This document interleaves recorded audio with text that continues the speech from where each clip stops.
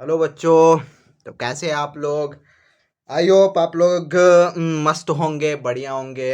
आप लोग का स्वागत है हमारे यूट्यूब चैनल में। आज वर्कशीट थर्ड आप लोग को कवर करा देंगे। वर्कशीट थर्ड का first and second question cover करेंगे इस वीडियो में, ठीक है। आप लोग का ज़्यादा टाइम वेस्ट नहीं करते हैं, चलिए स्टार्ट करते हैं। वर्कशीट थर्ड के फर्स्ट क्वेश्चन में क्या बोल रहा है? ABCD is a quadrilateral in which the diagonals are equal and bisect each other at a right angles. What can you say about the figure? Is it rectangle, rhombus and a square? ठीक है। ABCD क्या एक quadrilateral है जिसमें diagonals है no, वो क्या है, इक्वल है एंड बाइसेक्ट ईच अदर कर रहे हैं एट अ राइट एंगल्स पर। ठीक है, एक क्वाड्रिलेटर है ABCD, उनके डायगोनल इक्वल हैं, दोनों डायगोनल इक्वल हैं एंड बाइसेक्ट ईच अदर कर रहे हैं। ठीक है, एंड बाइसेक्ट ईच अदर कर रहे हैं एट अ राइट एंगल्स पर कर रहे हैं। ठीक है, 90 डिग्री का एंगल फॉर्म कर रहे हैं। तो उस फिगर को हम क्या बोलेंगे? रेक्टेंगल बोलेंगे, रोम्बस बोलेंगे या फिर स्क्वायर बोलेंगे? रेक्टेंगल में डायगोनल्स इक्वल होते हैं, ठीक है, बट राइट एंगल्स पर बाइसेक्ट ईच अदर नहीं करते हैं। ठीक है, 90 डिग्री का बाइसेक्टिंग पॉइंट पर 90 डिग्री का एंगल फॉर्म नहीं करते हैं, तो ऑप्शन ए नहीं होगा।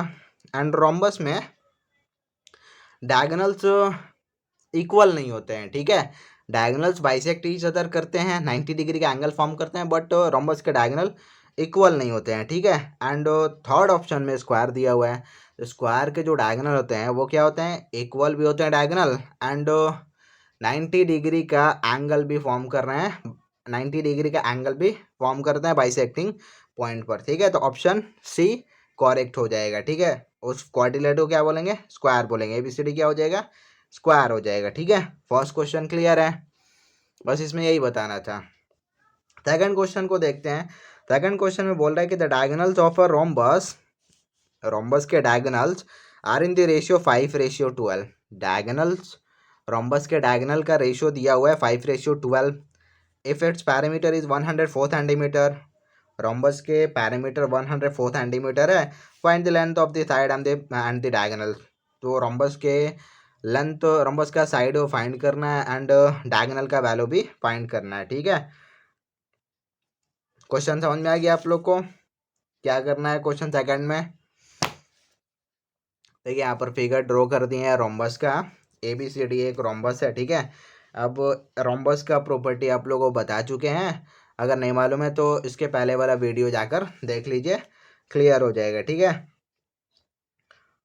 यहाँ पर दिया हुआ है, लिख दिए रेशियो ऑफ द डायगोनल 5:12 है, parameter of the rhombus 104 centimetre, length of side and diagonal find करना है। ठीक है, अब यहाँ पर साइड ऑफ रोम्बस फाइंड करने के लिए, रोम्बस में क्या होता है? ऑल साइड आर इक्वल होते हैं, एंड पैरामीटर 104 सेंटीमीटर दिया हुआ है, तो पैरामीटर के हेल्प से क्या करेंगे?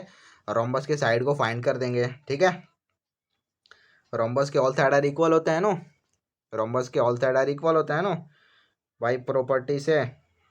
तब यहाँ पर क्या करेंगे?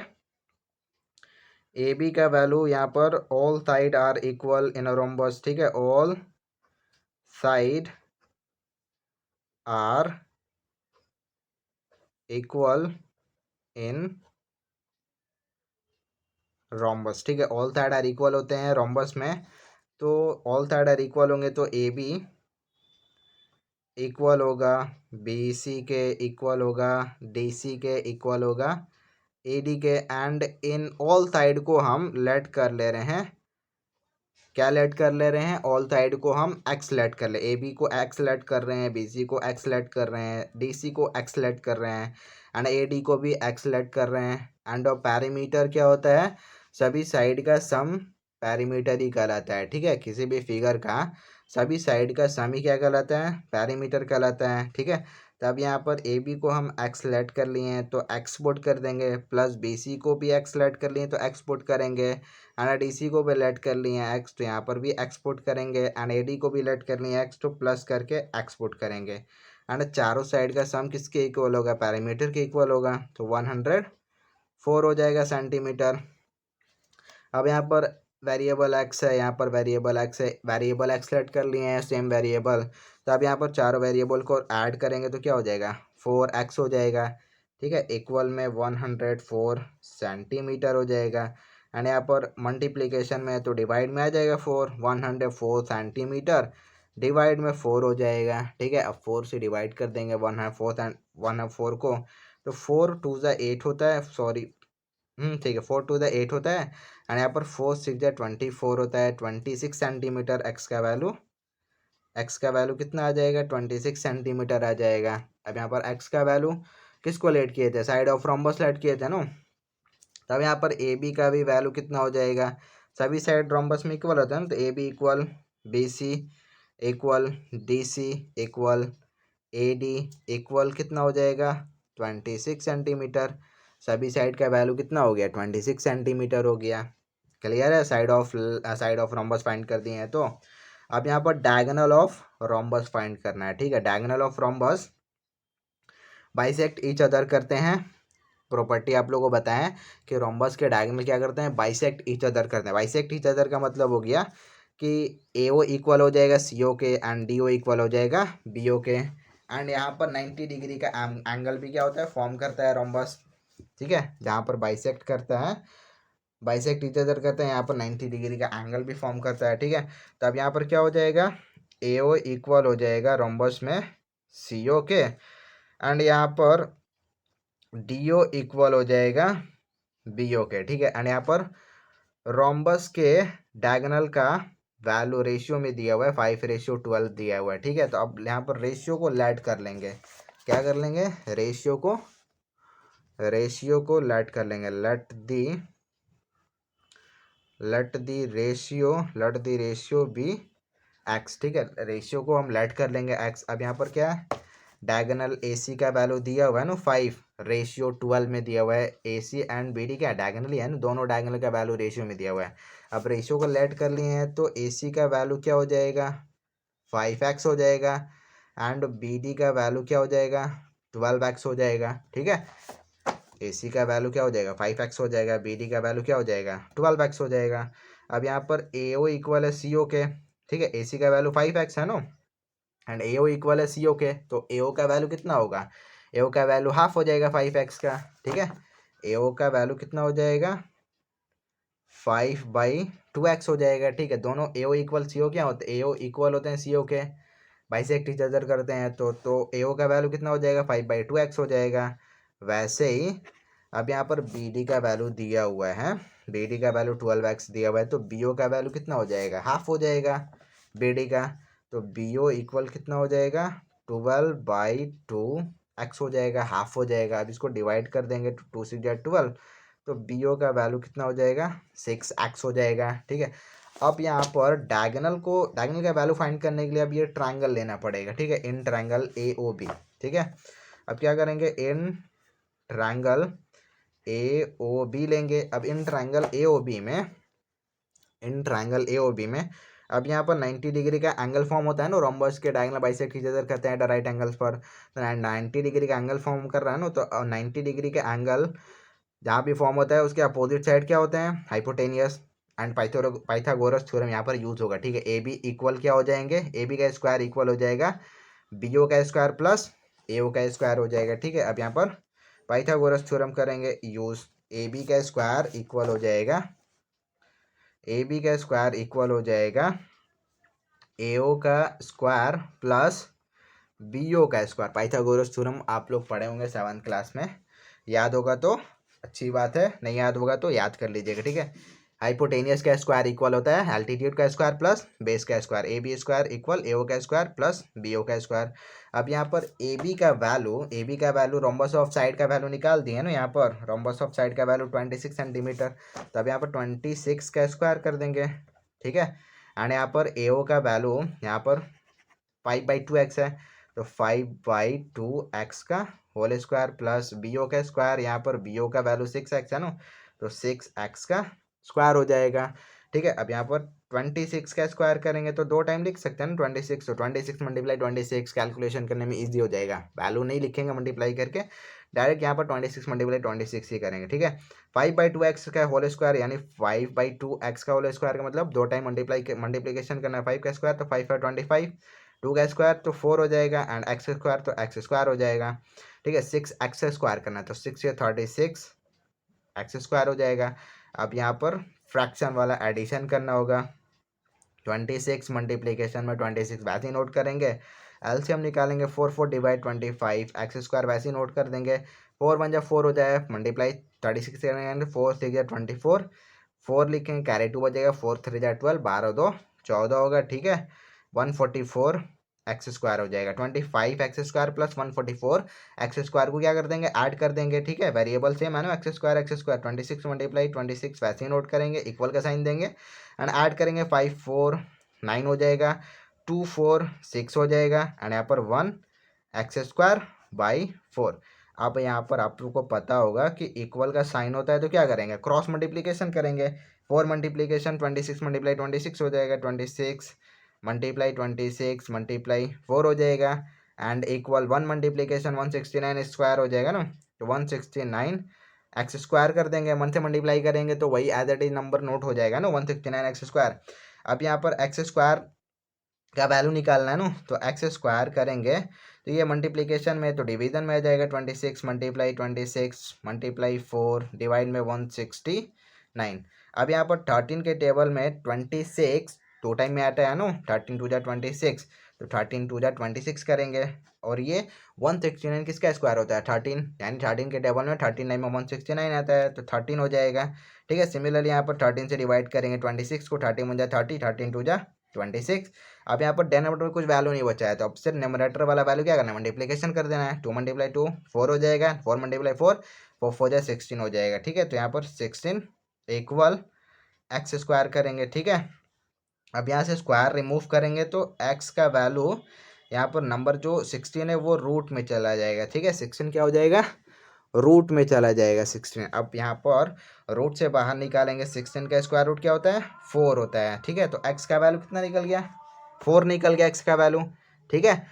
अब यहाँ पर फाइंड क्या करना था यहाँ पर ए सी का वैल्यू फाइंड करना था बी डी का वैल्यू फाइंड करना था नो तो अब यहाँ पर क्या हो जाएगा 5 मल्टीप्लाई एक्स का वैल्यू फाइंड कर दिया नो 4 5 मल्टीप्लाई 4 इक्वल 5 4 जा 20 सेंटीमीटर हो जाएगा ए सी एंड 12 एक्स है नो तो 12 मल्टीप्लाई 4 कर देंगे 12 4 द 48 सेंटीमीटर हो जाएगा। Clear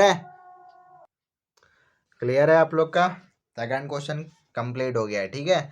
side of the rhombus find करना था तो side of the rhombus find कर दिए यहाँ पर 26 सेंटीमीटर एंड उसके बाद से diagonal of the rhombus find करना था तो डायगोनल ऑफ रोम्बस यहाँ पर फाइंड कर दिए हैं ठीक है। एसी का वैल्यू एसी एंड बीडी का डायगोनल ऑफ द रोम्बस है नो तो एसी का वैल्यू 20 सेंटीमीटर एंड बीडी का वैल्यू 48 सेंटीमीटर। क्लियर हो गया। चलिए आगे बढ़ते हैं क्वेश्चन थर्ड नंबर क्या बोल रहा है ठीक है। क्वेश्चन थर्ड बनाते हैं। क्वेश्चन थर्ड बोल रहा है कि pair of adjacent side of a rectangle are in the ratio 3:4 ठीक है। Pair of adjacent side of a rectangle के पेयर ऑफ एडजेसेंट साइड का रेशियो दे रहा है 3:4 एंड उसके बाद से आप बोल रहा है कि if its diagonal is 20 centimetre diagonal का वैल्यू 20 सेंटीमीटर है and find the length of the side and hence the parameter of the rectangle. Rectangle के साइड फाइंड करना है एंड उसके बाद से पैरामीटर ऑफ रेक्टेंगल फाइंड करना है ठीक है। रेक्टेंगल का फिगर ड्रॉ कर दिए ABCD है यहाँ पर ठीक है रेक्टेंगल है एंड उसके बाद से एडजेसेंट साइड का रेशियो दिया हुआ था 3:4 दिया हुआ था नो तो अब यहाँ पर लेट करेंगे हम रेशियो को let the ratio be x. तो अब यहाँ पर AD एंड DC जो क्या है एडजेसेंट साइड होते हैं ठीक है। कॉमन वर्टेक्स दो साइड के बीच में होता है उसी को एडजेसेंट साइड बोलते हैं। तो अब यहाँ पर AD का वैल्यू कितना हो जाएगा 3x हो जाएगा एंड DC का वैल्यू कितना हो जाएगा 4x हो जाएगा एंड यहाँ पर AC डायगोनल का वैल्यू दिया हुआ है 20 सेंटीमीटर ठीक है ना। AC डायगोनल का वैल्यू कितना दिया हुआ है 20 सेंटीमीटर दिया हुआ है एंड रेक्टेंगल में आप लोग को पता होगा कि जितने भी एंगल 4 एंगल बनते हैं भाई 4 एंगल बनते हैं रेक्टेंगल में तो 4 एंगल क्या होते हैं 90 डिग्री का एंगल होता है रेक्टेंगल की प्रॉपर्टी है ठीक है। तो अब यहाँ पर जब 90 डिग्री का एंगल फॉर्म होता है तो ये ट्रायंगल क्या कहलाएगा राइट एंगल ट्रायंगल कहलाएगा। तो इसमें हम पाइथागोरस थ्योरम यूज़ कर सकते हैं राइट एंगल ट्रायंगल में। तो पाइथागोरस थ्योरम यूज़ करके अब यहाँ पर वैल्यू फाइंड कर देंगे साइड ऑफ द रेक्टेंगल ठीक है। साइड ऑफ रेक्टेंगल फाइंड होगा एंड उसके बाद से पैरामीटर ऑफ रेक्टेंगल फाइंड करेंगे।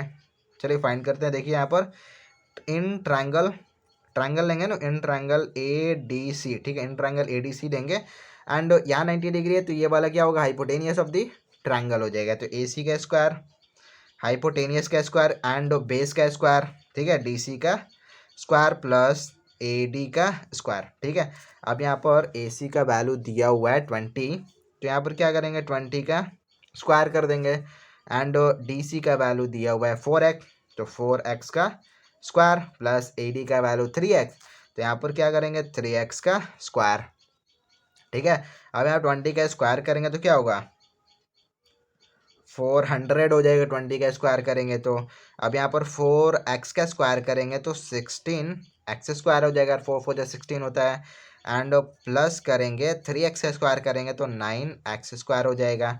16 एंड 9 ऐड करेंगे तो कितना होगा 25x स्क्वायर हो जाएगा, ठीक है, इक्वल 400 हो जाएगा, ठीक है। अब यहाँ पर x स्क्वायर इक्वल 400 मल्टीप्लीकेशन में तो डिवीजन में आएगा 25 से इसको डिवाइड कर देंगे, ठीक है। 5 5 जा 25 होता है एंड 5 8 जा 48 80 हो जाएगा एंड फिर 5 से डिवाइड कर देंगे इसको, 5 1 जा 5 होता है, ठीक है, कैरी देगा 35 से 30 हो जाएगा, तो एक्स स्क्वायर इक्वल कितना हो जाएगा 16, एक्स स्क्वायर का वैल्यू 16। अब यहाँ पर x का वैल्यू निकालेंगे, यहाँ से स्क्वायर रिमूव करेंगे तो 16 रूट में जाएगा, रूट से बाहर निकालेंगे तो 4, x का वैल्यू कितना आ गया 4 आ गया नो। अब यहाँ पर AD का वैल्यू 3x है, तो 3 मल्टीप्लाई में कर देंगे, x का वैल्यू निकल गया ना 4, तो 3 मल्टीप्लाई 4 4 3 12 सेंटीमीटर हो गया, ठीक है। AD का वैल्यू 12 सेंटीमीटर। DC का वैल्यू वैसे ही नोट कर देंगे, 4 मल्टीप्लाई 4 का x का वैल्यू 4 है नो, तो 4 से मल्टीप्लाई कर देंगे, 4 4 16 सेंटीमीटर, ठीक है। DC का वैल्यू 16 सेंटीमीटर। और रेक्टेंगल में क्या होता है अपोजिट साइड आर इक्वल होते हैं, तो AD का वैल्यू जब यहाँ पर 12 है तो ये भी क्या होगा 12 सेंटीमीटर ही होगा नो। एंड उसके बाद से DC का वैल्यू 16 सेंटीमीटर है, तो DC एंड AB क्या होते हैं इक्वल ही होते हैं no, opposite side are equal in rectangle, तो यहाँ पर भी क्या होगा 16 सेंटीमीटर। तभी साइड फाइंड हो गया ना रेक्टेंगल में, तभी साइड फाइंड करना था, ठीक है। अब यहाँ पर लिख लीजिएगा लो आप लोग कि AD का वैल्यू 12 सेंटीमीटर है एंड BC का भी वैल्यू 12 सेंटीमीटर है, AB का वैल्यू 16 सेंटीमीटर है एंड DC का वैल्यू कितना है 16 सेंटीमीटर है। उतना तो कर सकते हैं ना आप लोग, ये भी करना पड़ेगा आप लोग के लिए, कमेंट करके ज़रूर बता दीजिएगा, ठीक है आप लोग। और समझ में आ रहा है तो लाइक कर दीजिएगा वीडियो को और चैनल को सब्सक्राइब कर दीजिएगा, क्योंकि आप लोग को हम डेली ऐसे ही मतलब वीडियो अपलोड करते हैं क्लास 8 का, ठीक है। एंड आगे क्या बोला था parameter of the rectangle find करने के लिए बोला था ना, तो सम ऑफ ऑल साइड कर देंगे तो पैरामीटर ऑफ रेक्टेंगल फाइंड हो जाएगा, ठीक है। पैरामीटर ऑफ रेक्टेंगल फाइंड करने के लिए बोला है ना, parameter of rectangle, parameter of rectangle find करने के लिए बोला है ना, तो सम ऑफ ऑल साइड क्या होता है पैरामीटर ऑफ रेक्टेंगल ही होता है ना। तो यहाँ पर 12 डायरेक्टली यहाँ पर नोट कर देंगे, 12 प्लस 12 16 प्लस 16, ठीक है। 12 12 ऐड करेंगे तो कितना होगा 24 हो जाएगा एंड 16 16 ऐड करेंगे तो 32 हो जाएगा एंड 24 एंड 32 ऐड करेंगे तो 4 और 2 6 हो जाएगा एंड 3 2 5 हो जाएगा, तो 56 सेंटीमीटर हो जाएगा पैरामीटर ऑफ रेक्टेंगल। क्लियर हो गया आप लोग का, थर्ड क्लियर है, समझ में आ रहा है तो वीडियो को लाइक करिए, चैनल को सब्सक्राइब करिए, ठीक है।